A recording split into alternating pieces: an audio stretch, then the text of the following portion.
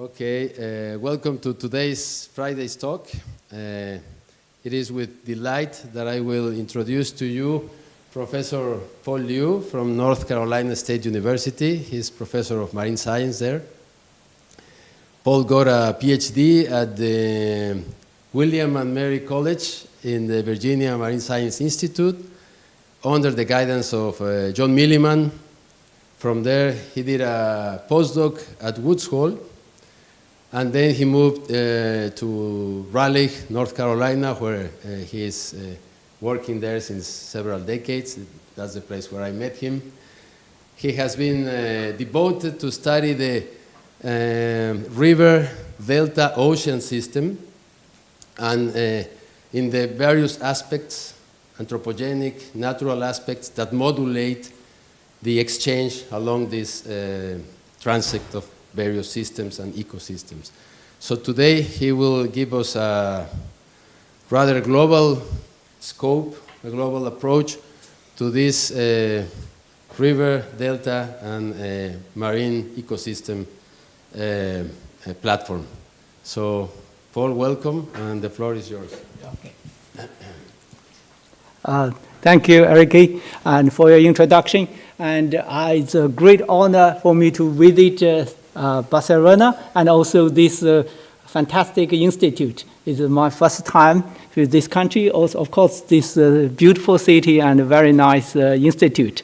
And I come from North Carolina State University in U.S., the East Coast.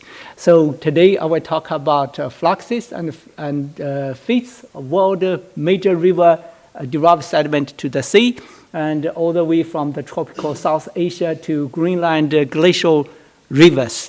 And I would like to see many of work is teamwork, collected, collaborated together with our colleague David DeMaster. He's been here many times, and also Chuck Neutron, Stu Keel, John Milliman, and many our colleagues from Asia.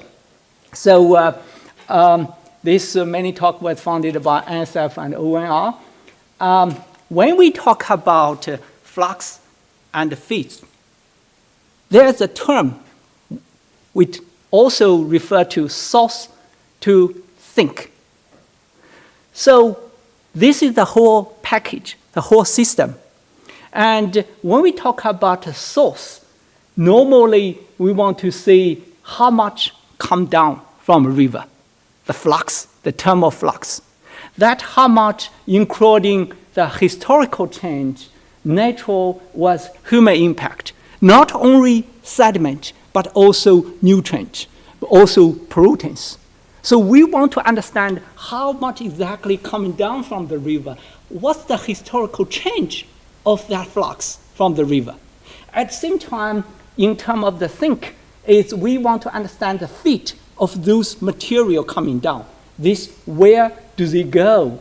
And this is the feed part, including, for example, how about the summer or winter season? How about the solid was the dissolved part? And how about the cross shelf was the longshore and near the river mouth, proximal, or the distal away from the river mouth? And near shore, offshore, or shelf was the deep sea. This is all the spatial and temporal, variation when we talk about the feet or the sink part. So first of all, I want to give you a very big picture and how much exactly sediment here we talk from the river. So this diagram is from John Milliman and the first was in the book of the river discharge to the global ocean. As you can see, the black arrow signify the magnitude, the amount of the material from a different continent. As you can see, there's a one big, unique black arrow. From where? Is it from Spain? No. Actually, it's from Asia, East and South Asia. Specifically, totally based on Milliman, the total sediment from the global river is about 19 billion tons. It's very easy to remember, 19 billion tons. Or other way to see is 19 gigatons per year. However, all those, you can see this is about 12.5 gigatons. Roughly about 70% of the material or sediment come from East or South Asia. This somehow one of the reasons we studied all those river systems all the way from the Yellow Yangtze and East and South Asia system. And of course, there's a reason we have the Tibetan Plateau, Himalaya mountains, and also we have the monsoon system. So we are very lucky. So starting in the past 20 years, I have a research cruise offshore of the Yellow River. For example, here, 98, 99. This is my PhD, the work of my PhD dissertation, and 2004 and 5. And all the way coming to East China Sea, 2003, 2004, and around Taiwan. We have 6 research crews around Taiwan, both in the east side of the Taiwan and the west of the Taiwan Strait.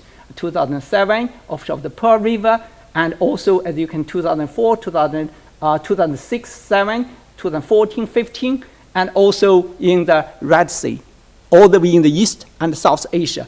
Then I continued to extend to the west. As you can see, 2017, we have the cruise, 9th cruise here in the Andaman Sea, the offshore of the Irrawaddy River here.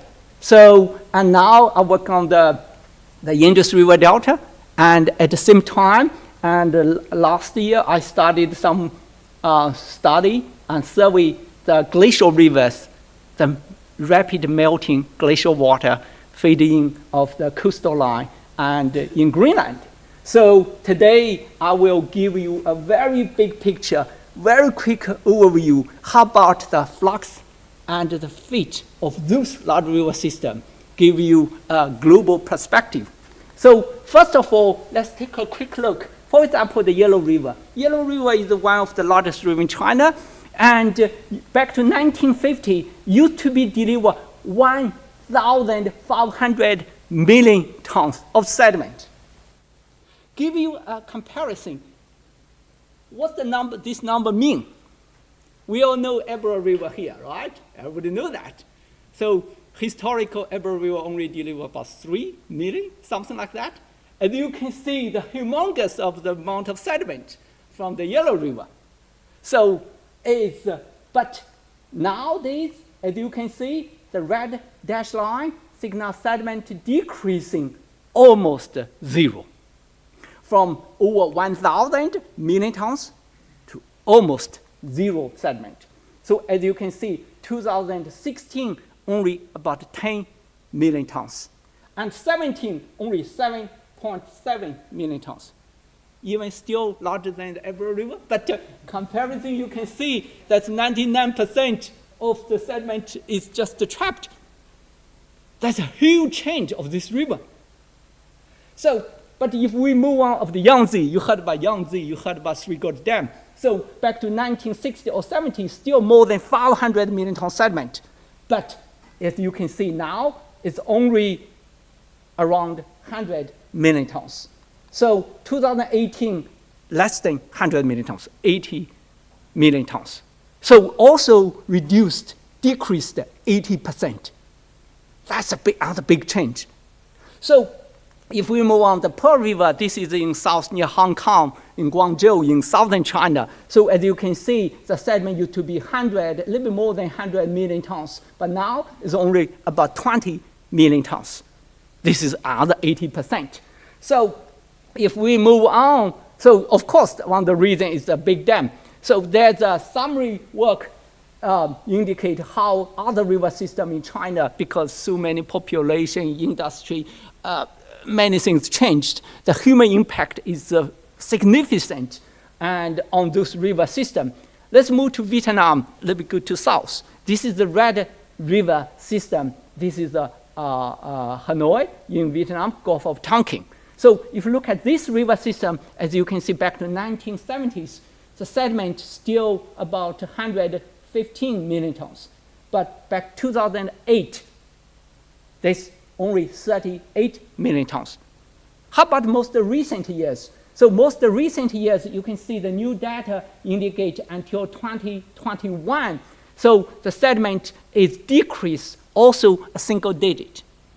From 115, now it's only around 10 million ton sediment. This is second largest river in Vietnam. So if we move on to the Mekong River, international river, as you can see that the many dams built over the basin, but in the upstream, so 1960, 70 used to be deliver 15 million ton sediment, but after the dam, couple big dam, it's decreased, 17 million tons. And this is the middle reach, and if we continue to the downstream, as you can see, sediment used to more than 100 million tons reach to the ocean, but 2016 is only 22 million ton sediment. But not only this, the sediment delivered to the delta is only 22, but at the same time, this river also experienced severe sand mining. People legal or illegally extract sand from the delta. Actually, the river have a negative export sediment to the sea. And our study with, Geochemical travel, other group indicate sometimes the ocean, the sand, the material even coming back to the river channel from the ocean. So that's some fundamental change. So look at Chophia River. Maybe many of you don't know this river. This is the largest river in Thailand, in Bangkok, coming down. So as you can see, 1960 sediment still up to 60 million tons, but now zero because all the dam trapped the sediment. And if we move to India, there's two large rivers in India, Godavari, and as you can see, the water basically up and down, but sediment used to be 200 million tons sediment, but now 30 million. That's a big change. And on the river, Krishna River, as you can see, sediment almost zero, just like Yangtze, no sediment like a Chophia River. So that's the situation we are facing there. So let's move to the Indus River. Indus River, as you can see, the water discharge keeps decreasing. Of course, there's no water, no sediment discharge to the ocean. As you can see, sediment used to be 300 million tons, and now it's zero.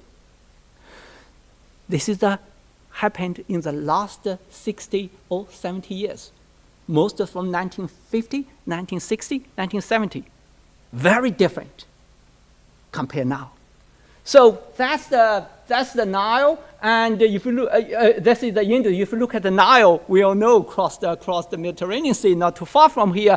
As you can see, with the big dam, the high dam built after 1964, 65, the water decreased, but still we maintain some water discharge. If you visit Carroll, you will see the river is very clean the water, and the sediment you can see just dropped to zero. Almost no sediment discharge supply from the river to the Mediterranean Sea. So, and where the sediment go? As you can see, the statistics show this is the inflow, this is up the reservoir, and almost 100 million tons. The outflow is only just a very single digit, more than 90% trapped in the reservoir behind the dam. So no surprising, all those sediment actually form an inside reservoir delta. There's almost a man and nature working together, build that kind of new delta inside the reservoir. That's very, very interesting. So, and of course here, as I mentioned, used to be delivered about 3.3 million. And 3 is still very big here. So, but unfortunately, with this much better than me, and now it's just a point, maybe 0.5 or less sediment really reach the ocean. So I will talk a little bit later about the feet of those river. And so put them together, and this is all the global river, Yellow, Yangtze, Pearl River, Red River, Mekong, Chofia, Irrawaddy, and Ganges, Brahmaputra, Godavari, Kishel, Indus River, Danube River, Nile, Shat Arbor River, you can Colorado River, all those together, we can see some pattern. And some river like the Yellow River, like the Indus River, the water discharge like the Colorado River, water decreased. Of course, there's no water, no sediment. And some river like Yangtze, like the Mississippi River, the water basically still steady, constant, but sediment sharply decreasing. So that's a lot of geobiochemical implications. Many rivers, we still coming down the same amount of nutrient or pollutants, some even more. But if you decrease sediment, suddenly sediment concentration decreased. Can you imagine what's the implication if we still have the same amount of nutrient discharged to the ocean? The water is clean. And same amount of the effect of that nutrient is amplified.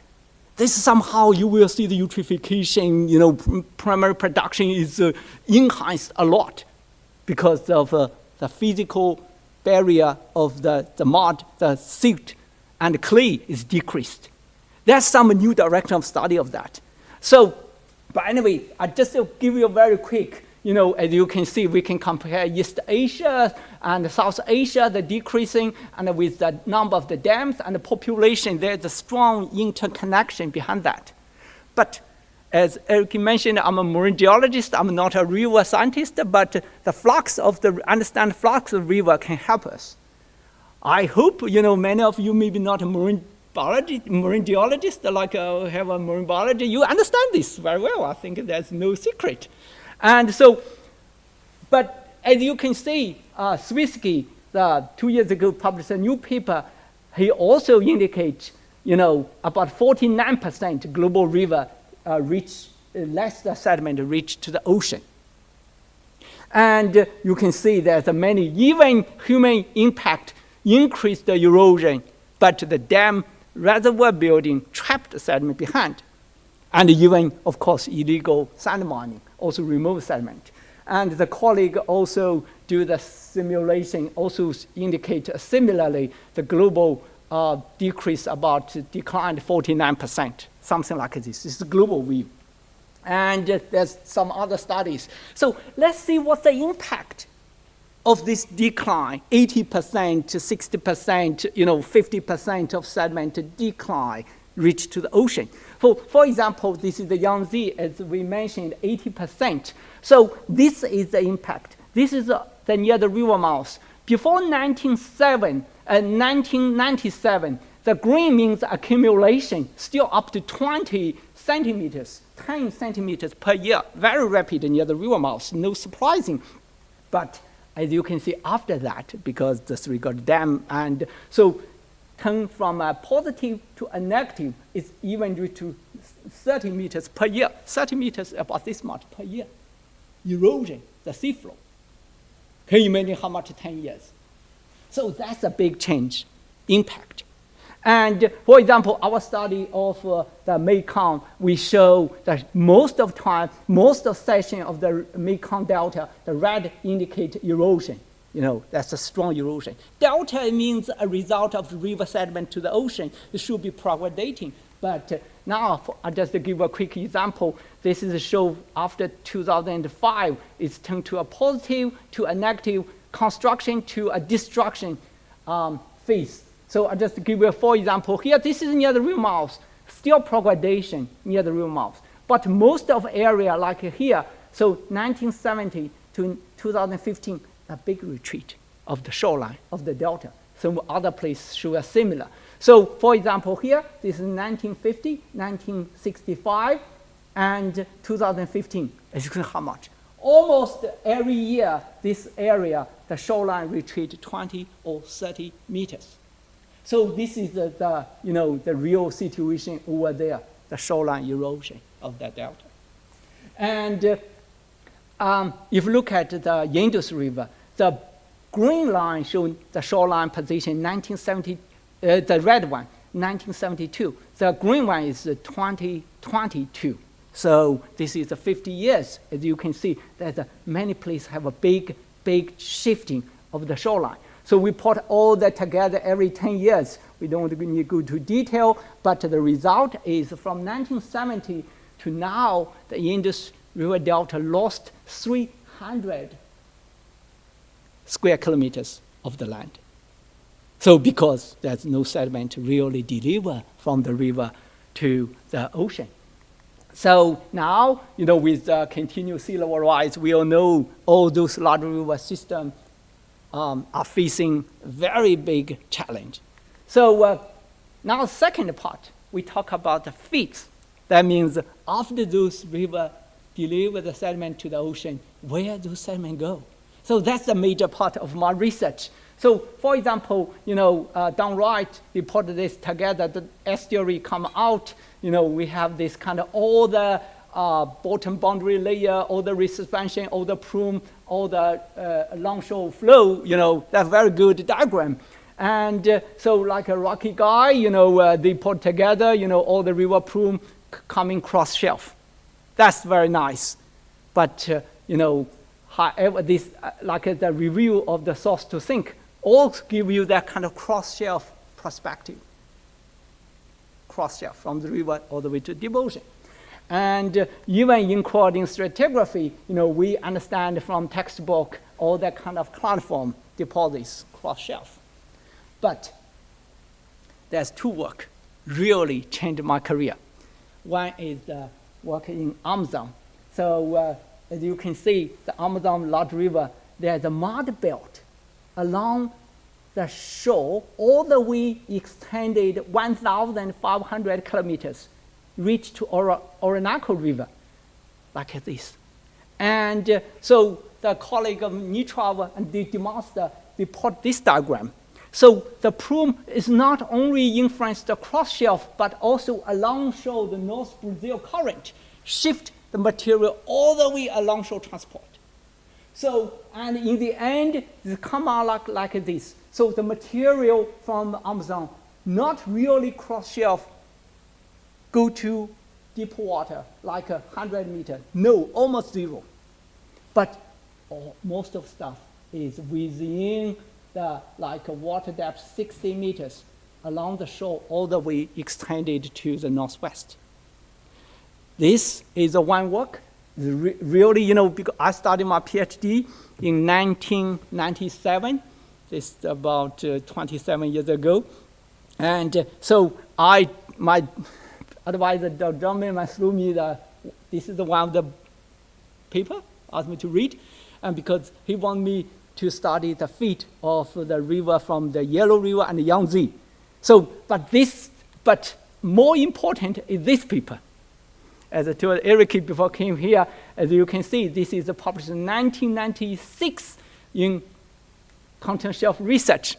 We know Dr. Frankie here, Albert here, and this is a fantastic work. Why? Because when I read this paper, when I studied my PhD, so I say, this is the material, this is the plume. The river plume is not really cross the shelf, go to the shelf break. Instead, the material travel along the shore, go to the south. Or west-south, as you can see, go this way. And this, from the sediment thickness, as you can see here, sediment reach to 30 meters, 25, and 20, 30, 0. This is the distribution. This is the first time we see a river, the feet. If we see where the sediment go from Ebro, this is the picture. But unfortunately, 25 years ago, 27 years ago, many world river systems, we have no idea where the sediment go. But this is one of the people answer this question. Really helped me. So this is, I always want to visit here. So when my family come here, we have Barcelona, I said, definitely I need to go here. So, and I give a thanks, as you see, wonderful work. Even you only deliver 3 million sediment, but you give a very good understanding, the concept. So for example, even, I was amazed by the geophysical survey. As you can see, this is west to the east. This is this line. You can see cross shelf, you have a little bit, but there's one line, big long line. I remember there's a long shore transport. Maybe I'm not equal here, but as you see cross shelf, you can see the plume is confined to the near shore, not really too much cross the shelf, go to deep sea. This is 19 earlier work here, beautiful, and dominated by the longshore transport. And so after that, many of study try to understand the fate of the world middle river dry sediment. Like I personally, I have done the yellow Yangtze, the red, the Mekong, and the Irrawaddy, as I indicate to you. There's some work by Ganges, colleague by Ganges, and even the Nile River, and in here, in the Pearl River, in Advocacy, the Ura stratiform, a beautiful work. And then the Gulf of Lyon here, and also Amazon, as I said, the Mississippi River. So let's see what's going on of those sediments, but also Congo, of course, mentioned. For example, this is the Yellow River Delta. As you can see from the satellite, that the plume go out. But before that, we have no idea how much sediment to really deliver there, how far they go, what's the boundary, and what's the, quantitatively how much percent. So the work, what I did, just to follow the step of the work in Amazon and also in Ebro River Delta here. So we do the seismic, from the river mouth all the way around here, along the shore. As you can see, there is a Severo Delta extend from the west to the east, and also from P2, P3, as you can see, far away from the river mouth, we also have a lobe, 30 meters lobe, sitting on the seafloor. This is a positive lobe over there. And there's a couple other lines here, as you can see. This is the lobe, the sediment, Severo Delta deposit here. So we put it together. Finally, this is 2004. As you can see, after I get a PhD, this is the one of the major papers I published. So the feet of the Yellow River derived sediment to the sea. As you can see, I follow the step. Same way I try to do like Ebro. So I draw the thickness. Yellow River not only delivers sediment to the delta or river mouth, but the impact is far, far away, stretched all the way about 700 kilometers from the river mouth. But the distribution here, we form a distal depot center. This is a very new concept. Before, we always talk about, proximal depot center, the river mouth, delta, cross shelf. But now, there's a longshore drifted, accumulated distal depot center. Here is up to 40 meters here, connected all the way, traced all the way back to the Yellow River. And this is the fate, this is the distribution of the Yellow River derived sediment. The first time we review this one. And then if we can see, proximal, distal, and so if we look at the Yangtze River, before that, we only know the surface mud belt, the surface sediment accumulation. And 1980s, Millman, Chuck Neutral, David Master, they have a collaboration with China. They studied near this area, but have no idea how much really go down to the south. So then we are able to work all the way near the river mouth. This with the chirp seismic, and as you can see, go all the way extend to the Taiwan Strait. So what we found is amazing. For example, near the river mouth, as you can see, there is a delta river sediment coming down, accumulate, sit on the seafloor. I think no matter you are biologist, chemistry, or physics, you understand this is the river-derived material, and stop here. And of course, with all the age control, and if we look at from the river mouth along the shore, go to the line 5 and 6 here, we also show very nice, like a mud vert, clan form. But remember, there's no major river really from the shore caused this cross-shelf transport. No, the driving force is not cross-shelf. It's actually a long-shore driving, similar like Ebro River here.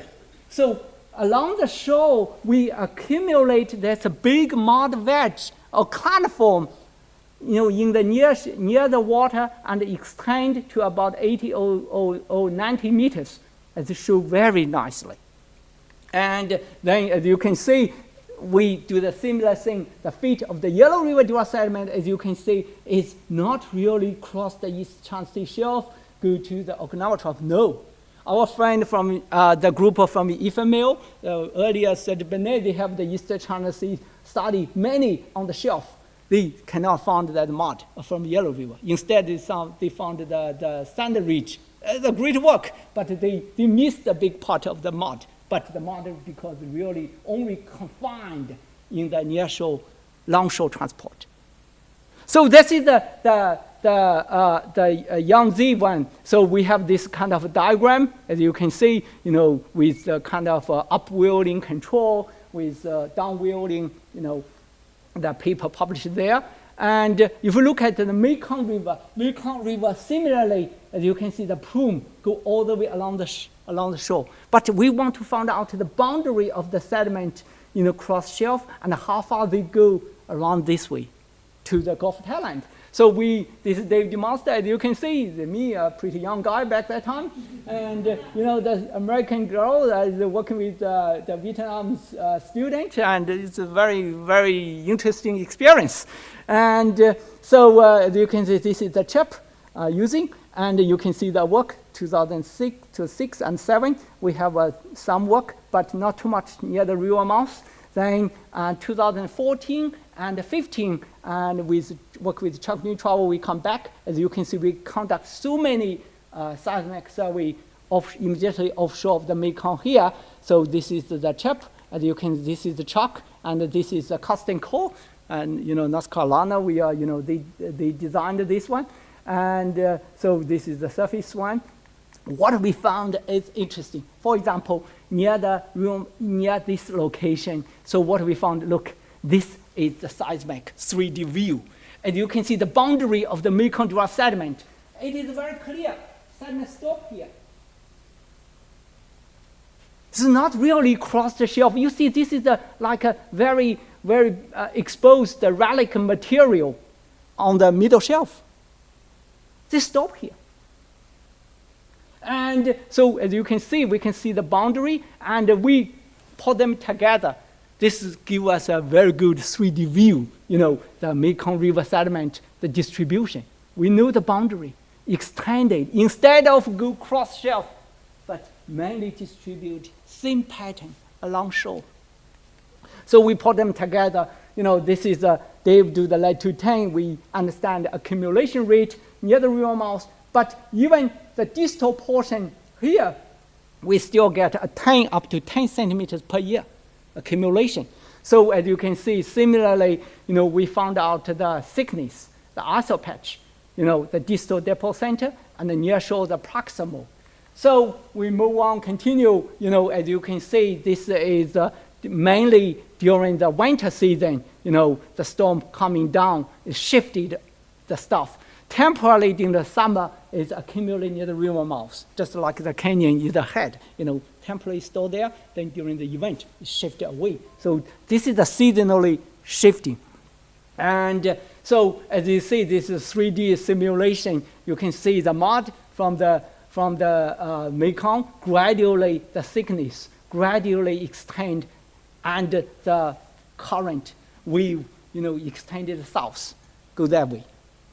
So this is so far our understanding of the feet of the Mekong-derived sediment and coming this way. So when we go to the Irrawaddy, go to the Myanmar, this is the Andaman Sea. So as you can see, there's a big subduction, go in the west from Bay of Bengal. And so 600 million ton sediment from Irrawaddy dumped to the back arc basin. That's a very unique tectonic geology setting.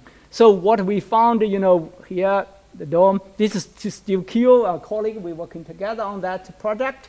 And as you can see here, and this is all the seismic, this is we serving together and with the local Myanmar scientists, American scientists this way, Myanmar scientists working this way. with the sediment core. So what we found, for example, like here, similarly, we see the boundary of the sediment gradually from this way extended here, stop here. And so like this line. This is the line 27. You can see the huge pack in this and go extend here and stop here. And line 7 is similarly, line 7, you can see big pack stop here. And so we all other line, we finally put them here. In the western part, we found potentially a huge amount of stuff maybe sliding go to the deep trench, subduction. This is something very interesting in future. Somebody tried to stand the sediment cycle with the tectonic subduction, or even geochemical, even carbon recycle sliding down. And in this location, as you can see here, go down here. So anyway, we also put them together and also show the distribution of the Irrawaddy and the Solomon River sediment with this distal depot center, and here, something like this. And I think the colleague also work on the Ganges. This one show a very strong cross shelf. And we don't know about longshore because we really don't know how much shifted go to the eastern coast of India. As I mentioned, we try to do some collaboration, but haven't succeeded yet. But the big portion is go to the canyon. That's a huge, big study, go to the canyon, like our colleague Steve Gubrad. And so we went to the grad school together. So as you can see, the go this way can even go down, just very quickly, go down, this is the canyon head, and then go down all the way. They found the wood debris in this far, that's deeper. You can see found all those stuff. And how this transferred here, this is another interesting study, potentially very interesting study, and how the material go all the way accumulate here. And so now let's back to the Mediterranean Sea. I think you are maybe more familiar and interesting here. The study conducted like in the Daniel, you see the Ebro here. This is the reference, the wonderful work back to 1996. And the Rhine River, the longshore transport. The other major beautiful work is the Jura stratiform about Adriatic Sea, the Pearl River here. So if you look at here, the Pearl River, the Prüm, the east coast of Italy, go all the way to the boundary here. That's other perfect example show the dominant longshore transport of the large river system. And as you can see, sediment accumulation, the thickness go all the way out. Not too much really go to the deep ocean, go to deeper trough, no, not much. And so here, like, this work, and our friend from Sediment, as you can see the canyon head here. But the modern material still mainly distributed along the shore around this area. But maybe during some storm, some maybe come, but not much. And so this is his work. And here, the last example is the Nile. So we know the Nile Delta, very nice plume. And I put a question mark. This is earlier, but later on, our friend conducted wonderful research work, and Shatner, and from University of Haifa, and you can see in this area, and there is a very good longshore transport and also cross-shelf transport. Here it is. When the material go to a longshore transport from Egypt and turn to north, heading to Bay of Haifa, but at the same time, there's a cross shelf because the narrow shelf, a cross shelf shifting the material. This still relatively not well studied, I will see. We just realized this, but there's more work needed together to understand how this longshore drift together with the cross-shelf transport. Particularly, you can see the slumping material coming down. This is different from Amazon, different from Mississippi, different from Yangtze. This is kind of combined large river, small river, passive margin, active margin. It's kind of a combination. It's very interesting. Hopefully, when the war ended, we can normalize the collaboration research over there, And this is the diagram. This is like a pattern, maybe similar like Ganges, Brahmaputra, and the Nile, could be go the longshore together with the canyon or cross shelf. But, that could be a pattern. And, the Congo, I don't want to talk about that much. But in the end, I want to see a little bit about my recent work in Greenland. So, like this paper, our friend Irina published this paper. She said the Greenland ice sheet produced approximately 8% of the modern fluvial discharge sediment to the global ocean. This is a very small, relatively, but so much sediment. The question still, if you know, after you know the flux, the source, where's the sink, where's the feed of the sediment? So, like beginning the slide I talk about, source to sink, flux, and feed, right? So, we try to understand this, because the so rapid melting glacial, you heard about news every day. And if you look at this field, the shoreline progression, as you can see, from 1984 to 2016, you see how much change of the shoreline, the delta. And I do a very quick statistic analysis. The delta progression 1980, 1990 is about 38 meters per year progression. And then 2000 up to 100 meters per year. Every year, 100 meters progression. And so up 200, so 2015 or 16, even more than 300 meters, the progression moving forward. This can be detected by satellite image remote sensing, easy to detect. Even go to the Google Earth, you can see the difference of the shoreline change. But how about the feet? Where the sediment deep under the water portion? We don't know. So this is the reason we're coming there, and as you can see, we focus on this area. And so this is, we flow in, you can see the plume in the food, and is here, in this area. And what we found, this is, I go to the glacial, you can see very rapid retreat. And what we found, look at this line. This line indicates very thick sediment, but we have 30 meters cut inside here, around this location, 30 meters cut, very fresh cut. So, and if we move on a little bit here, continue, so that cut still maintain, extend all the way coming here. Look at this one. And if we go to, look at the mapping, the bathymetry, you see the very good deep cut in the center of field. From the surface of water, you cannot see, only have to based on the geophysical.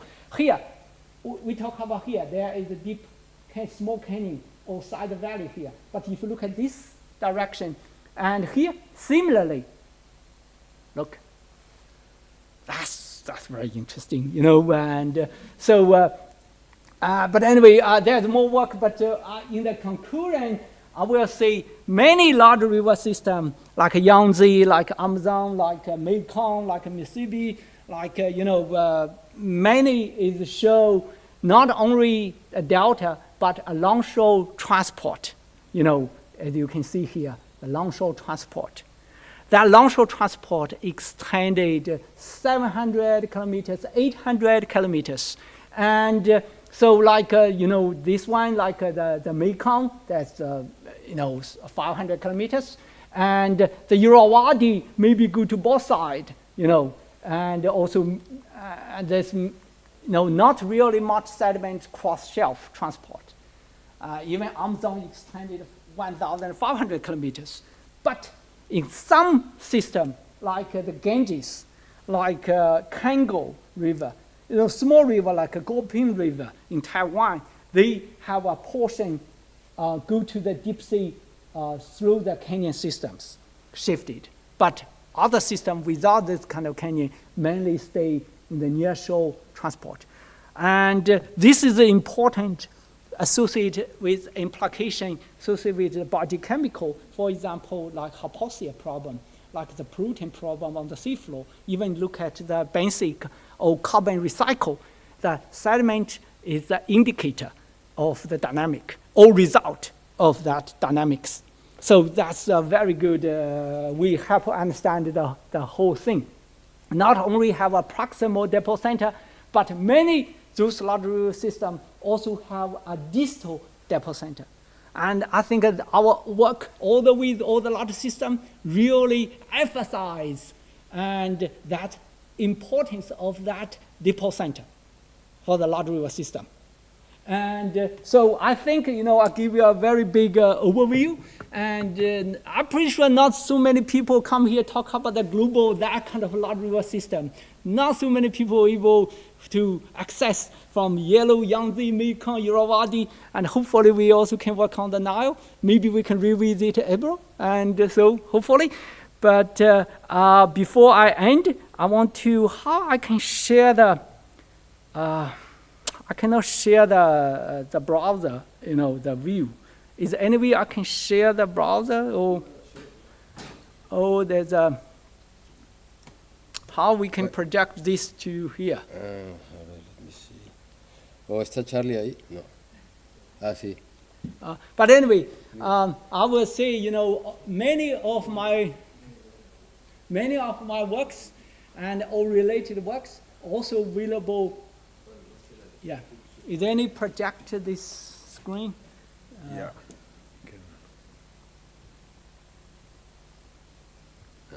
Okay. So very nice. Magic. Yeah, magic. So as you can see, we also have a source to sink channel. And this is the World River and Delta webinar series starting off, the pandemic back to 2020. And I remember the pandemic started, everybody locked at home. I suppose have a sabbatical coming to France, coming here, the fall of 2020, but nothing happened, you have to cancel. But I say, gosh, what I can do? My department had told me to have sabbatical at home. So I said, we try to turn a bad lemon to a lemonade, and English way to see. So we started to have a hosted online webinar, World River Delta Source to Sink System, and 2020. So far we have 130 talks. As you can see, many of the river system, online here. So if you like, you can just source to sink. So that's a little bit adjustment. Okay, thank you very much.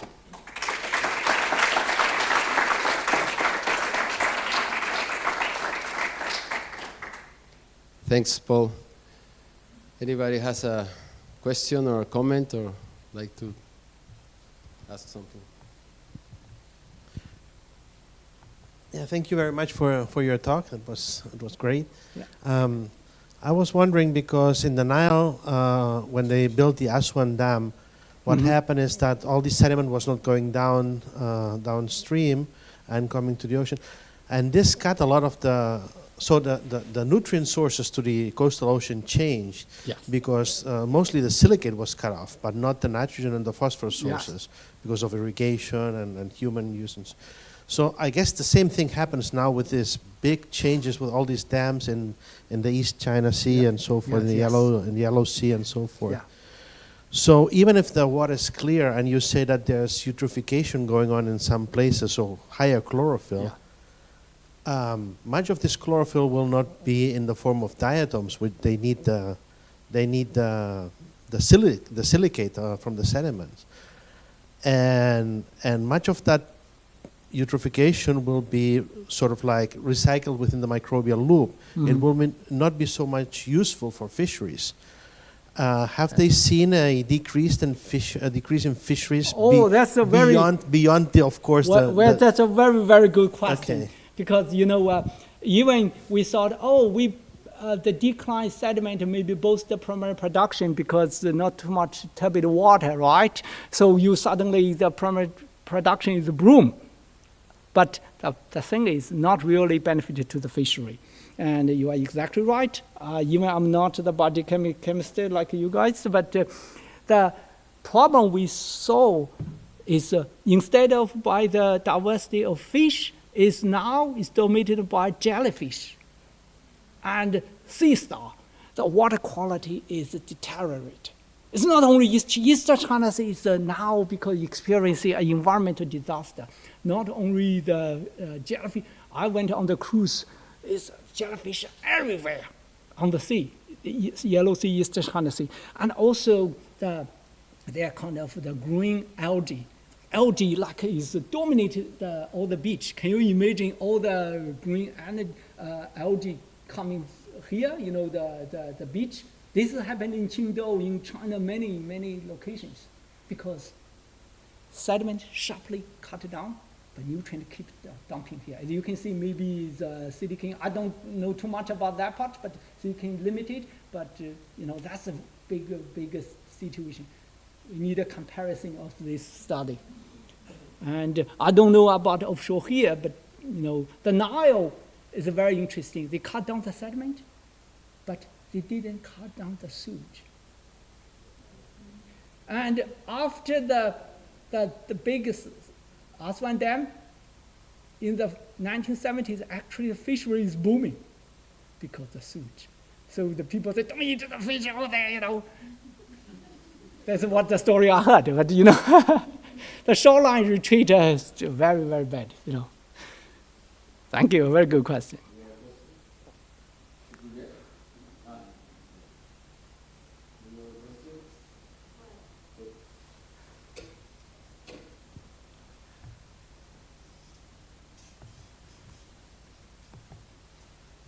Thank you very much. Very interesting for a biologist in this case.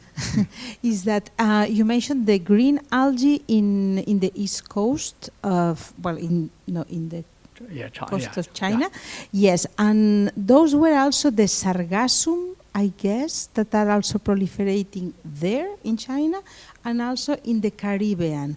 And one of the hypotheses was that this sargassum is fertilized somehow by the Orinoco and the Amazon River. And I wonder whether you have heard from you know, Caribbean had a paper published in Science. They said even the influence is from Amazon. You see? Yeah, exactly. They said because the thing is the decreased sediment maybe somehow I didn't go to too detail. I only read the paper quickly. Said that something changed over basin of the Amazon actually boost that kind of algae all the way drifted because the longshore drifting all the way extend to the Caribbean Sea. There's a colleague from Florida, and you know. On Florida, yes, Chuang Ming Yu. Yeah, I know that guy. Yeah, so, you know that's the interesting. Sediment is only one thing. Sediment, the pattern we study, is only a small perspective, the ecosystem. There is a fundamental change in the ecosystem, like a hypoxia problem. Like the thing is, with all the hypoxia, eutrophication and basic change, the fishery definitely declined sharply, the fish. Actually, North Sea, east coast of France, also, I saw a picture of the green algae is dominated on the beach somewhere. In Brittany, especially so, in Brittany, I think I'm glad I know some of not geologists, maybe you are biologists, I'm glad you come, that's kind of, from geology, sediment point of view, can maybe help you understand the whole thing. Yeah. Mm-hmm. Thank you. Anyone else?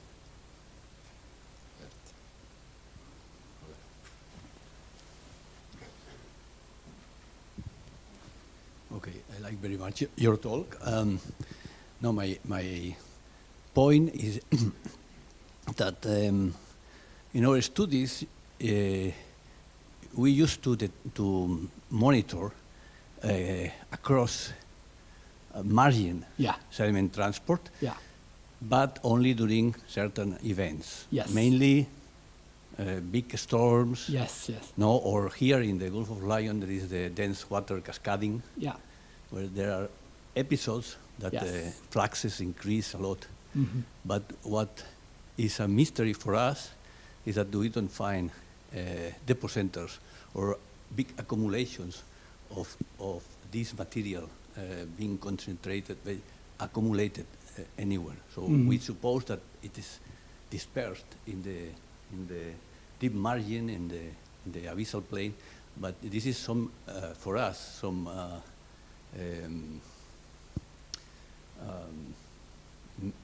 Still mainly mystery. when we speak Yeah. about, with people in seismic stratigraphy, Yeah. they say us, we don't find these deposits Yeah. anywhere. Yeah. You say that there are high fluxes, Yeah. no, going Yeah. seaward, but Yeah. we don't find them. Yeah. And this is probably the same in many other parts Yes. of the world. Yes. So what is your opinion about this? Well, as I mentioned, all those large river systems have a big longshore drift, a small cross shelf, but all depend on local oceanography regime. How about the prevailing longshore current, or how frequently of the event caused the cross shelf transport, or the geological configuration, the width of the shelf, or even the canyon or not, tectonic. So many things can make the situation a little bit different. And many passive margin or marginal sea, we show this, but active margin a little bit different. Like even the Nile, as we said, Nile, not only the longshore transport, but major cross-shelf transport. The thing is, cross-shelf is not easy to monitor because, as you mentioned, it's an event driving, episodic event. Catch up the event is a challenge. But still, I mean, we should, have that kind of concept in mind. Then we can maybe put a proposal research together. And so I guess many of your work is global, is like Antarctic. The Spain used to be dominate the world, is a great exploration. The glory can still come back if you're working hard.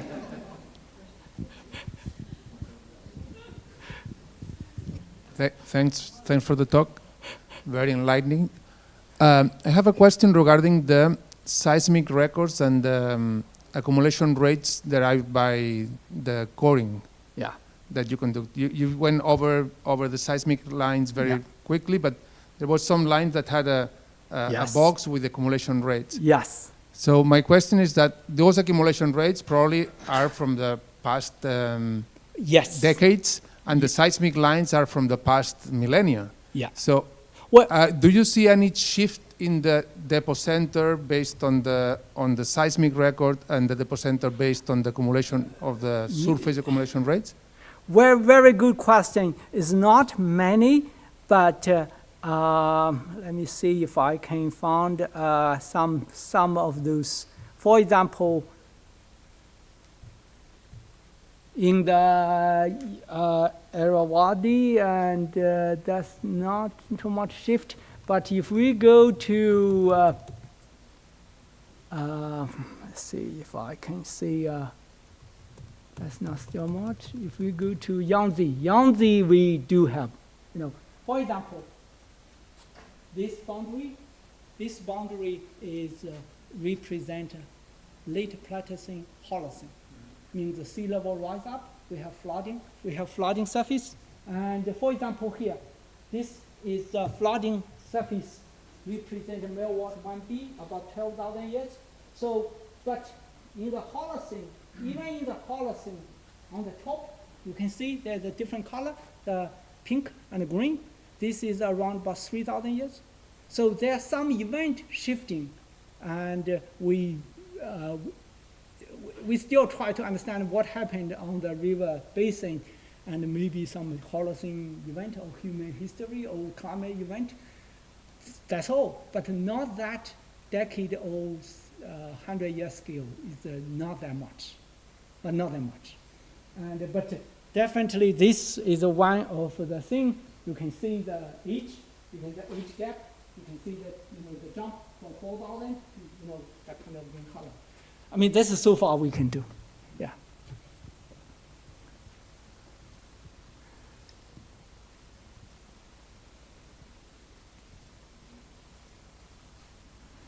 Hello. Thank you for the enthusiastic talk. My question is more like a curiosity. So we've seen that the dams are, well, a super big factor in all of this.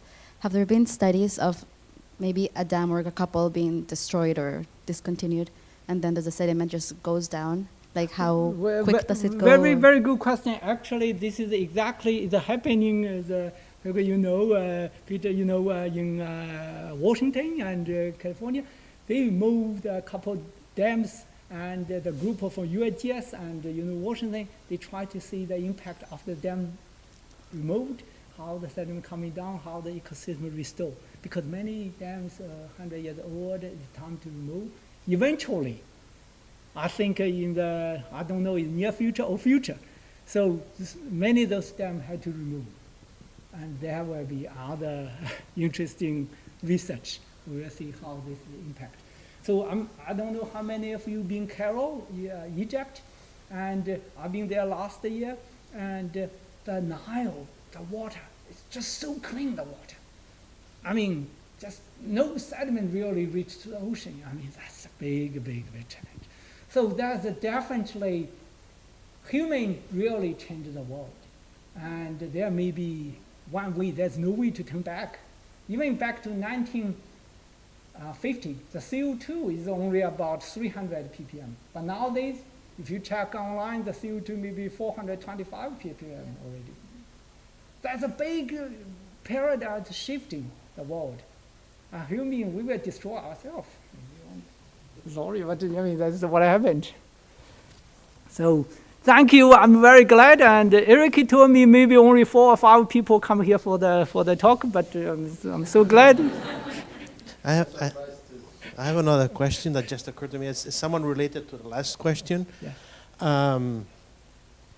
As the dams, what they do is they also tame the energy in the system, right? Yeah. And they make it much more regular. Yeah. So, can you see with satellite data from the past 30 years or something like this in some of these areas, because the energy associated to large discharges, that should increase the cross shore flux of sediment. While when you have a much more tamed energy that's lower, so forth, you should increase the alongshore flux of sediment. So, can you make it up with images whether there's alongshore flux, the relative, because the total might have decreased, but the relative alongshore versus cross-shore flux of sediment has decreased in this area. That's has increased. That's a very good question. That's something I cannot really answer, but definitely some change of the cross-shelf and alongshore, the ratio, for example, because the material changed, the grain size changed. Some, because of the dam, many maybe bed load reduced, more suspended load. And if we blocked more coarse material, when the river reached to the ocean, even reduced 20% left. When it reached the ocean, maybe more suspended load, maybe more dominated by longshore drift. I mean, this is interesting. We only, descriptive, understand, not quantitatively. This is some new project, some PhD students, young fellows can write a proposal, they can do it. And I always used to treat them as a young fellow, but now I realize I'm not that young fellow anymore. Yeah, I do rush. But anyway, that's I'm very happy, wonderful question, and that's a great. Yeah, sometimes if the water is free of sediment, it's much more erosive. Yeah. And it widens the channel where the rivers, the mouth of the rivers many times will widen because it's more erosive, Yeah. the water without sediment. This can be combined with a multidisciplinary approach. like remote sensing, like how we, the impact, for example, if we can use remote sensing, understand chlorophyll A, the distribution, or there could be something, linked together, working with biochemical or even marine biologists. Another thing is that there is a erosion, there is a redistribution of the ancient sediment along the coast that is still feeding the prodelta. Yeah. If you are going to find the changes in the deposenter, perhaps. Yeah, I didn't show. I found maybe I missed the one slide. You see here, there's two lines. What we found actually, the near shore this part, and we found that a trough formed here because the Mekong decreased sediment, but the longshore current we've still seen. They keep washing. They create a very strong erosional trough, on the nearshore area. And the same feature actually found offshore Yangtze and offshore the Mississippi River Delta. But this is very new, how the underwater delta responds to the decreasing sediment. That's something very new. So I don't know about Ebro River here. I think maybe some new research can do their mapping to see how the delta was turned from a constructive to a destructive. That will be a very interesting. Any other question? Yep. Just one last question. Do you know the tune? Sorry. Yeah. From the perspective of carbon, of organic and total carbon, do you have any idea on how much carbon is sitting there in all these depot centers, submarine depot centers of the rivers? And now that the sediment supply is almost shut down, are these depot centers under heavier erosion rather than deposition? So where is this material? Well, that's a very good question. Some is beginning to show the erosion, definitely accumulation rate decrease. How this affect the physical or biological barrier of the organic carbon? I know. Tom Bianchi, the colleague, many, they try to understand how, for example, the organic carbon and with accumulation, sediment accumulation decrease, will more organic carbon convert, decompose to inorganic carbon? Or more methane release? Or how this is beyond my capacity to understand, but I think some of the colleagues already have some knowledge, or there should be a direction to focus. It's very interesting. I don't know too much. One thing I would like to add is that if you look at pollution, you have to take into account a lot of what you explained. Yes. Because it's not the same That's true. sampling where there is erosion to where is accumulation. Yeah, that's the pollution. Yeah, and definitely. this is something to have into account. Yeah. Okay. Okay, then thanks, Paul. Yeah. Nice to have you here. I hope we can meet in the near future, and also that you may establish new collaborations with our colleagues. Sure. Okay, so thanks to everybody. And see you.